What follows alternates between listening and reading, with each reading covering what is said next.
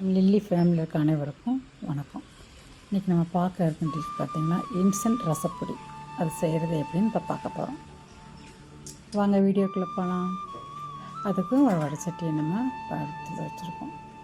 அதில் அந்த கப்புலாம் ஓரளவுக்கு உங்களுக்கு பார்த்திங்கன்னா துவரம்பருப்பு எடுத்துருக்கு. அதை அப்படியே நல்லா வறுத்துக்கலாம். அது அளவு பார்த்திங்கன்னா 100 கிராம் 100 கிராம் அளவு துவரம்பருப்பு நம்ம எடுத்துருக்கோம். அதுக்கு கொஞ்சம் நம்ம அந்த 100 கிராம் அளவுக்கு தான் மல்லி எடுக்கணும். அது அதிகமாக கூடவே எடுத்துடக்கூடாது.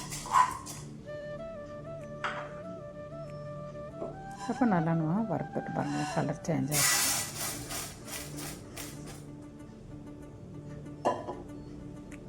இப்போ மல்லி விதை எடுத்துக்கலாம்.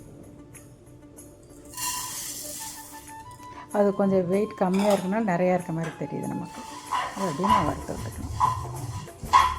இது நல்லா வறுக்கிறப்ப மனம் வரும் பாருங்களேன், அந்த நேரம் நம்ம எடுத்து மாற்றிக்கலாம்.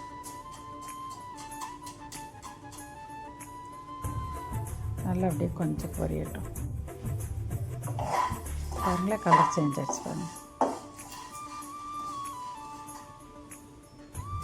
ரொம்ப தீய விட்டுறக்கூடாது. மொத்தம் மீடியமாகவே இருக்கணும். மீடியம் ஃப்ளேமில் இருக்கட்டும், அதிகம் வைக்க வேணாம். இப்போ பாருங்கள், இது ஜீரகம் பார்த்திங்கன்னா ஒரு 25 கிராம் கொஞ்சம் கூட எடுத்துக்கலாம். ஒரு 30 கிராம் வரைக்கும் நம்ம எடுத்துக்கலாம். ஜீரகம் போடுறது வரைக்கும் நல்லது தான். ஒரு 5 கிராம் கூட குறைய பண்ணலாம், ஒன்றும் இல்லை. நம்ம 25 கிராம் 30 கிராம் எடுத்துக்கலாம். இப்போ அது பார்த்திங்கன்னா நம்ம வறுக்கிறப்ப பார்த்திங்கன்னா அப்படி சடசடன்னு பொரியும். அது பார்த்திங்கன்னா அந்த நேரம் நம்ம மிளகு எடுத்து வச்சுக்கோம் பாருங்கள். மிளகு 25 கிராம் அதுவும் சேர்த்து நல்லா நம்ம வறுத்து விட்டுக்கலாம்.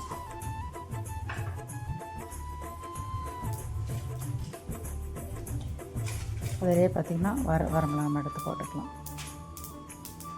இதில் ஒரு 12 வரமிளகாய் நான் போட்டிருக்கேன். இந்த அளவுக்கு ஏன்னா காரம் உங்களுக்கு இன்னும் வேணும்னா இன்னும் 1-2 எக்ஸ்ட்ரா போட்டுக்கலாம். இந்த அளவுக்கு போதும். 12 நான் போட்டிருக்கேன்.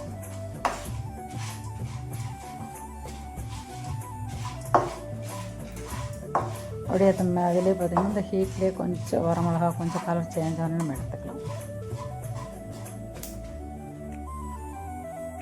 ரொம்ப தீயன வேண்டியதில்லை, அது ஹீட்டானாலே போதும் நமக்கு. வரமிளகா ஆல்ரெடி ஜீரகம் மிளகும் பொரிஞ்சிருச்சு பாருங்கள். இப்போ அதே பிளேட்டில் எல்லாத்தையும் மாற்றிக்கலாம்.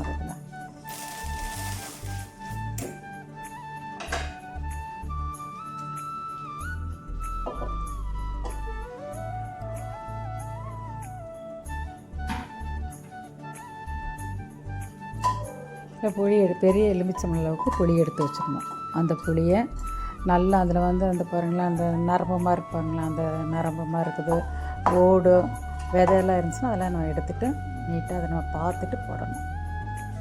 இல்லை நம்ம மிக்சியில் போகிறப்ப எல்லாம் சேர்த்து அரைப்பட்டுரும் பாருங்களேன். அது கொஞ்சம் அந்த ஈரம் போகிற அளவுக்கு நம்ம அப்படியே வறுத்துக்கலாம்.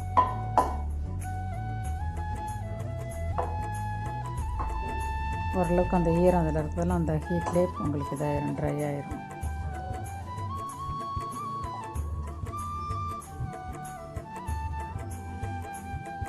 எல்லாமே நம்ம பொரிக்கிறது அந்த நம்ம சட்டியில் ஹீட் பண்ணுற பொறுத்தளவு தான் கரெக்டாக. நம்ம ரொம்ப தீய விட்டுறக்கூடாது.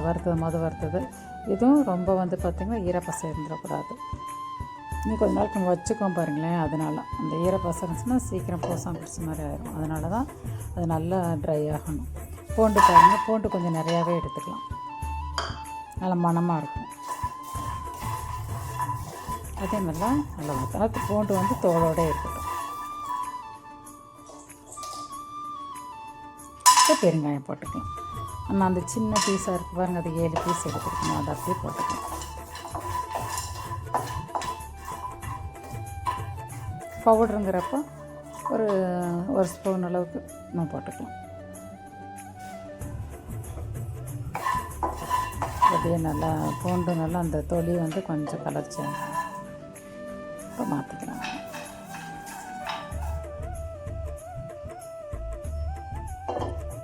நம்ம நம்ம கொஞ்சம் காஞ்ச கருவேப்பிலை நம்ம போட வேண்டியது. பச்சை கருவேப்பிலை இருந்தால் நம்ம கொஞ்சம் போட்டு நம்ம போட்டு இது பண்ணிக்கலாம். இது ஃப்ரெஷ்ஷாக இருக்கிறனால கொஞ்சம் நம்ம போட்டு நல்லாவே கொஞ்சம் வதக்கி விட்டுக்கலாம்.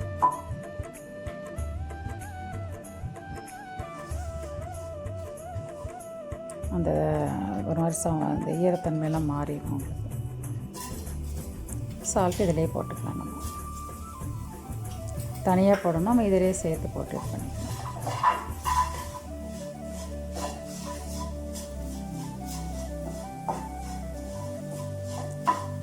நான் உங்களுக்கு அதிலே ஈரத்தன்மை இருக்குன்னா சால்ட்லாம் இப்போ எல்லாமே அதில் இருக்க ரெண்டில் இருக்க ஈரத்தன்மை போயிடும் உங்களுக்கு. அப்படியே வதக்க வதங்கிடுச்சு பாருங்கள். கருவேப்பிலையெல்லாம் இந்த ஃப்ரெஷ்னஸில் பாருங்கள், அதில் ஈரத்தன்மையெல்லாம் போயிடுச்சு. இப்போ அடுப்பு அமர்த்திட்டு ப்ளேட்டில் மாற்றிக்கலாம்.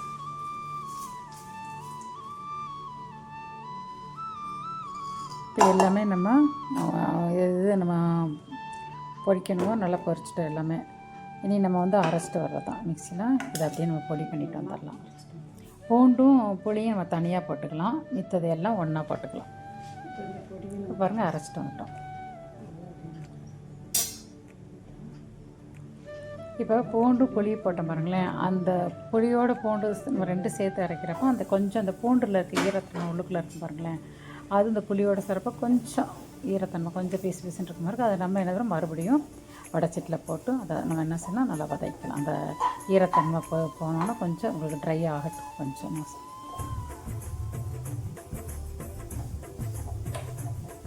அதுக்குன்னா நம்ம தனியாக போட சொன்னது. பூண்டும் புளி நம்ம தனியாக போடுறப்போ பொடியோடு போட்டோம்னா இதாக ரொம்ப ஈரத்தன்மை வந்துடும். இப்போ பாருங்கள், இப்போ போட்டு கூட நம்ம தனியாக அரைச்சோன்னா நம்ம தனியாக போட்டு அந்த ஈரத்தன்மை போகிற மாதிரி நம்ம வதக்கலாம்.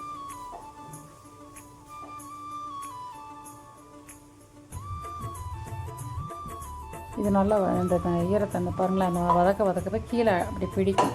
அதை நல்லா நம்ம நல்லா வந்து கரண்டு வச்சு கொஞ்சம் சுரண்டி வச்சுக்கலாம். இப்போ நம்ம அந்த பொடியிலேயே மறுபடியும் போட்டு அரைச்சிட்டு வந்துடலாம். வேறு பொடி பாருங்கள், அதுலேயே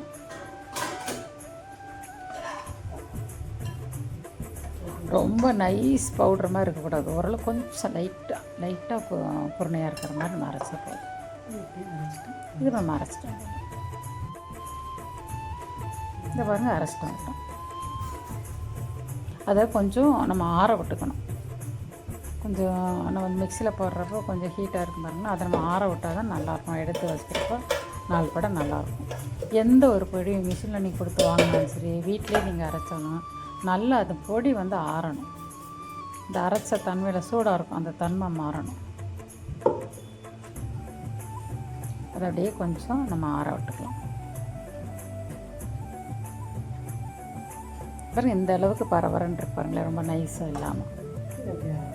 இப்போ இதுக்கு நம்ம தாளிப்பு கொடுத்துக்கலாம். ஆயில் இல்லாத தாளிப்பு. நம்ம எப்போயும் தாளிப்பு எப்படி ஆயில் ஊற்றி தான் தாளிப்பு பண்ணுவோம். இது ஆயில் இல்லாத புதுவிதமான தாளிப்பு. அப்படியே கடுகு பருப்பு தட்டில் போட்டுக்கிறோம். தாளிப்புக்கு என்னெல்லாம் சேர்க்கணும் அது ஆயில் இல்லாமல் நம்ம போடுறதில்ல. அப்படியே கொஞ்சம் பொரியட்டும். அந்த கடுகு வந்து கொஞ்சம் கலர் சேஞ்ச் ஆகட்டும்.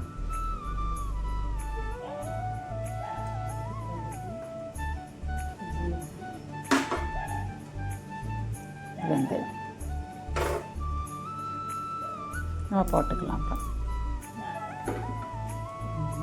கொஞ்சம் கடுகு கலர் சேஞ்ச் ஆனோன்னா வெந்தயம் ஜீரகம் எல்லாமே தேவை நம்ம மிக்ஸ் பண்ணிக்கலாம்.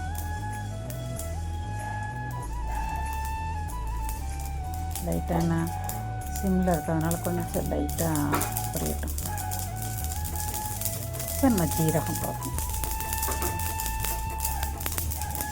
வெந்தயம் அதை சேர்த்து அப்படியே கிண்டி விட்டுக்கலாம், பொரியட்டும்.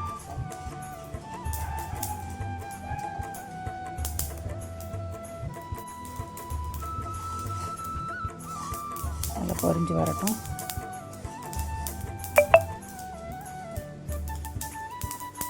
இப்போ நம்ம இதில் நம்ம போட்டோம். இப்போ நம்ம வந்து பார்த்திங்கன்னா இந்த மிளகாவும் கருவேப்பிலையும் அதோட சேர்த்து நம்ம பொரிச்சு எடுத்துக்கலாம். ஆயில் இல்லாமல் வெறுதான் நம்ம பொரிச்செடுக்கிறோம். Dry roast.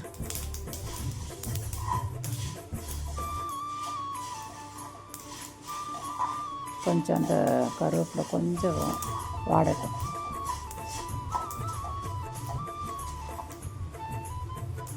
இப்போ ரெடி ஆயிடுச்சு பாருங்களேன். அந்த கலர் சேஞ்ச் ஆகிடுச்சு பாருங்கள். அதை கமத்திட்டு நம்ம அப்படியே அந்த பொடியெலாம் கொட்டி விட்டுக்கலாம். போட்டு அதை அப்படியே மிக்ஸ் பண்ணிவிட்டேன். ஏன்னா பொடியோடு சேர்ந்து மிக்ஸ் ஆகிற மாதிரி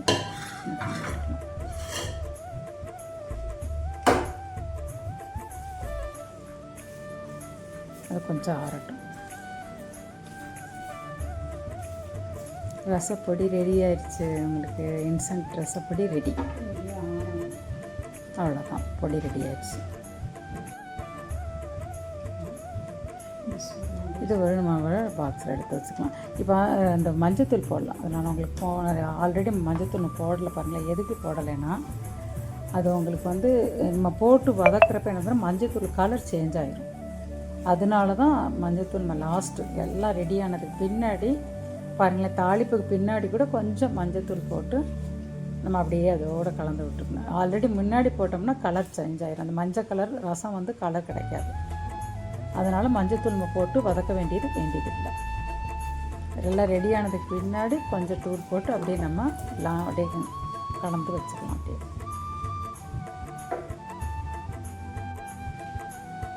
இப்போ நம்ம ரசம் வந்து சுடுதண்ணி வந்து காயிறது தான் டைம். உங்களுக்கு இதில் புளிப்பு இருக்குனால இந்த புளிப்பே போதுமானது. இல்லை எனக்கு நான் தக்காளி எனக்கு வேணும்னா நீங்கள் தக்காளி ஒரு கிண்ணத்தெல்லாம் பிசைஞ்சு விட்டுட்டு இதோட மிக்ஸ் பண்ணிக்கலாம். பண்ணிவிட்டு நம்ம சுடுதண்ணி நல்லா கொதிக்கணும். கொதித்து இப்போ நம்ம மூடி வச்சுருக்கோம். சும்மா சாதாரண ஹீட் இல்லை, நல்லா மலமலன்னு கொதிக்கணும். அந்த கொதித்த தண்ணி அப்படியே மாற்றினா ரசம் உங்களுக்கு இதில் கலந்துட்டாலே ஊற்றினாலே ரசம். அவ்வளோதான். தேவைக்கு ஏற்ற மாதிரி நம்ம பொடியை நான் 2 ஸ்பூன் எடுத்திருக்கேன். அந்த பெரிய ஸ்பூனில் 2 ஸ்பூன் எடுத்திருக்கேன். இப்போ பாருங்கள், இந்த அளவு ரசம் நமக்கு எவ்வளோ தேவையோ அதுக்கு தகுந்த மாதிரி பொடி எடுத்துக்கிட்டு அதுக்கு தகுந்த மாதிரி நம்ம தண்ணி மிக்ஸ் பண்ணிக்கலாம். அப்படியே கிண்டி விட்டணும். கிண்டி விட்டு இதுலேயே நம்ம கொத்தமல்லி தழை போட்டுக்கலாம். கிண்டி விட்டு கொத்தமல்லி தழை போட்டு ஒரு நல்ல ஒரு தட்டு போட்டு மூடி வச்சிடணும். அந்த மணம் வெளியே போகாமல் கொஞ்சம் நேரம் அந்த மூடி போடுற தட்டில் இருக்கப்போ அந்த மணம் வெளியே போகாமல் அப்படியே அவ்வளோதான் மூடி வச்சிடலாம். ரெடி ஆகிடுச்சு பாருங்கள். ஒரு பாத்திரத்தில் மாற்றிக்கலாம். இன்ஸ்டன்ட் ரசப்பொடி பாருங்கள் ரெடி. இதை நீங்கள் செஞ்சு பாருங்கள். உங்கள் ஃப்ரெண்ட்ஸ் சர்க்கிள் வீடியோ அனுப்புங்க. வீடியோ லைக் பண்ணுங்கள், ஷேர் பண்ணுங்கள், சப்ஸ்கிரைப் பண்ணுங்கள். பாருங்கள் எப்படி இருக்கு பாருங்களேன். டேஸ்ட்டு பக்காவாக இருக்கும். இனி இந்த குழம்பு கூட பிள்ளை கேட்காது, ரசம் தான் கேட்பாங்க. அந்தளவுக்கு ரசம் ரொம்ப டேஸ்ட்டாக இருக்கும்.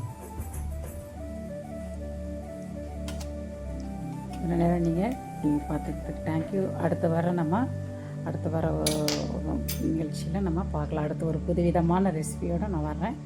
அடுத்த நம்ம வீடியோலாம் சந்திக்கலாம். தேங்க்யூ.